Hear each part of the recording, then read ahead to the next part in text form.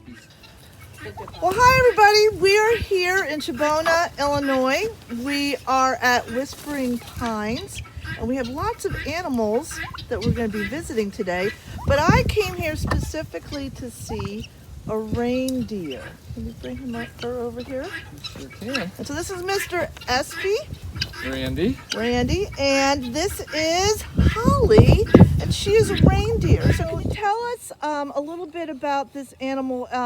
I know we call it a reindeer, but isn't it also like a caribou, or how is it like a caribou? Yeah, so reindeer are domesticated caribou. They've been domesticated. They originally in Lapland, Finland, Norway, Russia. Over there, they use them as we use cattle. That's one of their primary sources of meat. And they also use their hide, their antlers, and pretty much all of the animal. Ooh. And what does she eat? So in their native land, they eat lichens. They are browsers, not grazers. So they eat a lot of tree leaves, needles, lichens, moss. They don't have grass in a lot of the original country. Here, they get all the hay. They've got free choice of hay. We give them, each deer gets a pound of beet pulp every day. So we have them on pasture with straight grasses, and then we supplement them with alfalfa hay. They get a pound of beet pulp a day, which would be similar to the moss or lichens that they eat in their native country. And then we have a full a protein that has all the minerals, vitamins they need in a pelleted protein that we feed them. And they have free choice of that as much as they want. They won't overeat. So are these reindeer the kind that Santa uses? You bet. These are Santa's reindeer. These aren't here. His, of course, are in the North Pole, but this is the same reindeer that Santa uses to drive his sleigh, yes. So kind of like cousins of Dasher and Dancer? They're relation. They're just not part of the team. They're just not part of the team. They hope to try out in a few years when they get a little bigger. Well, that's great. So I noticed that her feet don't quite look like a horse's foot. So tell us a little bit about those feet on this animal. So they actually have very interesting feet. They can spread out. So when they're walking on snow, rather than sink in, they flatten their feet out, and they're kind of like snowshoes. So they can walk in deeper snow and get around much better.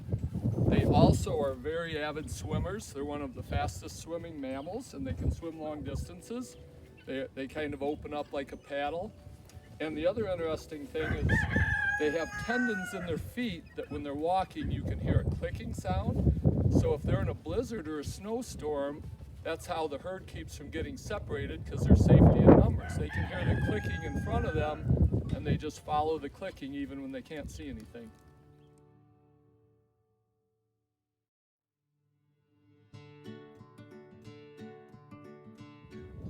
So I noticed that Holly has these long pointy antlers, which, how is an antler different from a horn? So antlers are shed and grow back annually. Every year they shed them and then they grow them back. With the females, they typically shed in April, later than the males. And with the antler, once they shed at the cuticle, you'll have new growth, and they'll be enveloped for a number of months as that antler grows. The males typically grow a little larger antler, but they shed theirs normally in December and January. So they lose theirs earlier and then start growing back earlier, and theirs will be noticeably bigger, which, like Archie here, he's the same age as Holly, and you can see the rack on him. Archie's got a big rack. And Archie is only a year and a half, and he's got a pretty large antler for that time. But normally they'll just have one brow and one spike or two the first year. And then this is not uncommon for the second year.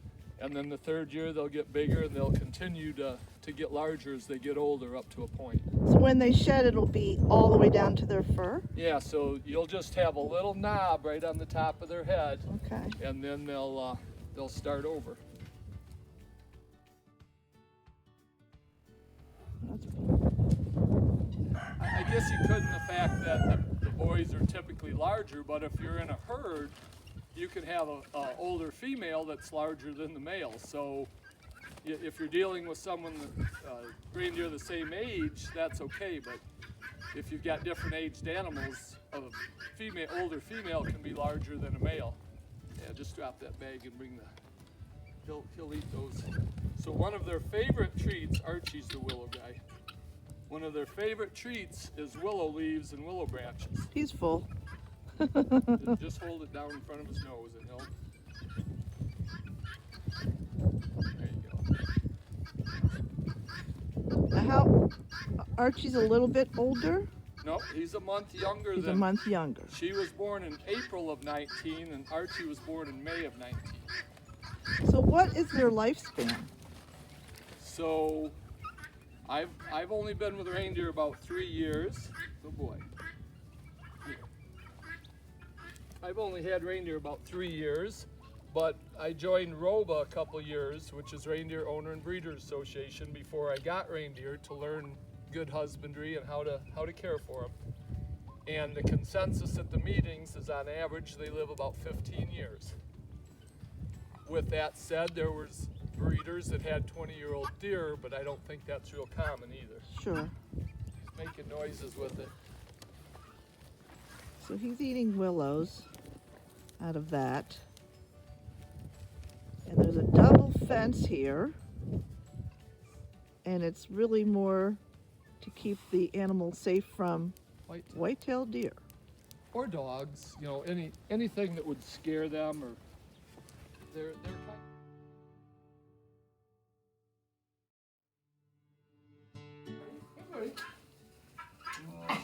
yeah, he was a good boy.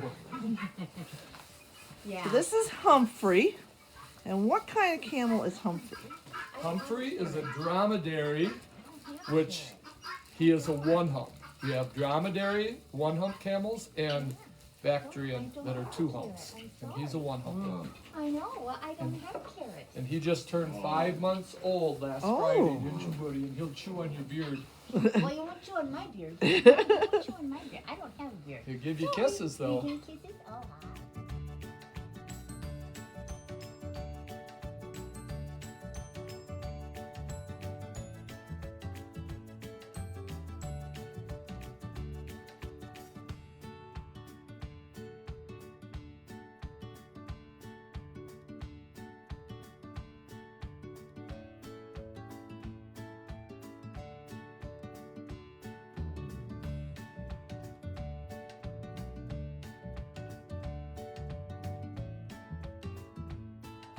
I love their big birds. So Randy, how many reindeer do you have here on your farm? We have 7, 4 boys and 3 girls. 4 boys and 3 girls. And in the pen right behind you, we have That a is- male and a female. Yep, Chris Kringle is on the right with 1 antler.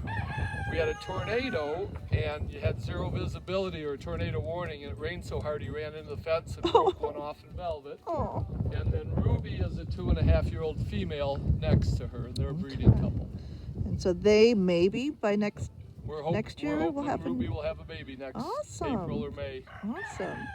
And then we have Archie in the other pen, and Archie, and that's Christmas Eve. We call her Eve. oh, I like that. And then of course we have Holly, and then you have 2 more out in your field over there. We have Buddy. He's a male that came to us from Canada, and he's a 300-plus pounder. And then Jack Frost is laying down over there beyond him.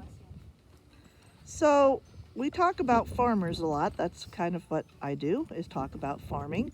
And you're not what we would call a traditional farmer. So do you consider yourself a reindeer farmer or a tree farmer or a holiday farmer? What do you consider yourself? Well, I used to have corn and beans, so I used to be more of a traditional farmer, and now it's just alfalfa for the animals. And I guess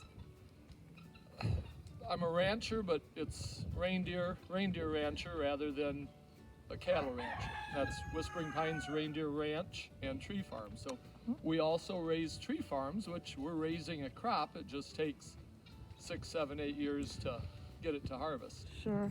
So how did you learn about I know you said you were in a group that works with reindeer, so you could educate yourself. About how long do you think it took you before you felt like, I think I can do this? Maybe another 10, 15 years, and I might not ever get there. So 2 years before we even got reindeer, we joined ROBA, Reindeer Owner and Breeders Association.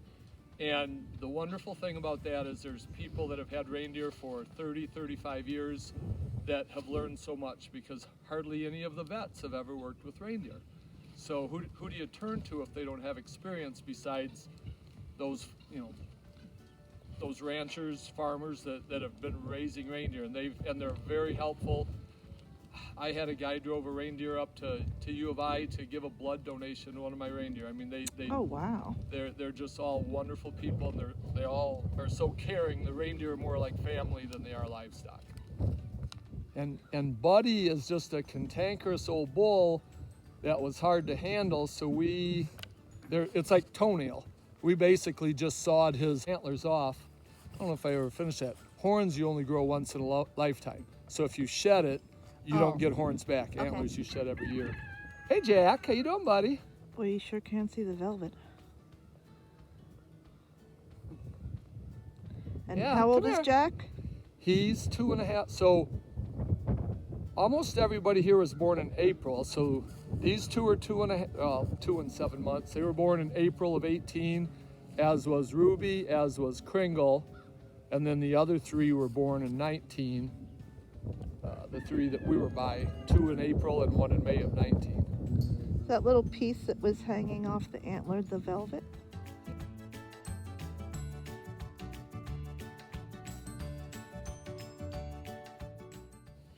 Well, Randy, thanks so much for having us out. And Holly, this was an awesome experience. I love her fur. It's very thick. Do reindeer need to have that thick fur on their bodies? Yeah, when you live in areas that get 40, 50 below, you can't go buy a fur coat, so they have to make their own. That's what lets them survive in such a harsh environment. Well, you guys have a very busy season coming up, and we really appreciate you taking out time for us to show the kids what's going on with reindeer, and certainly an education we can't get every day here in Illinois. So thanks so much for having us out. You're very welcome, and when you leave that glass of milk for Santa, leave a willow branch or some willow leaves for his reindeer. Oh, that'd be great. If I don't have willows, though, what else could I feed them? There's a molasses treat, like a molasses cookie or snap. Okay. They love molasses too. Okay. All right. Well, great. I got a plan for my Christmas Eve. Merry Christmas, everybody. Merry Christmas.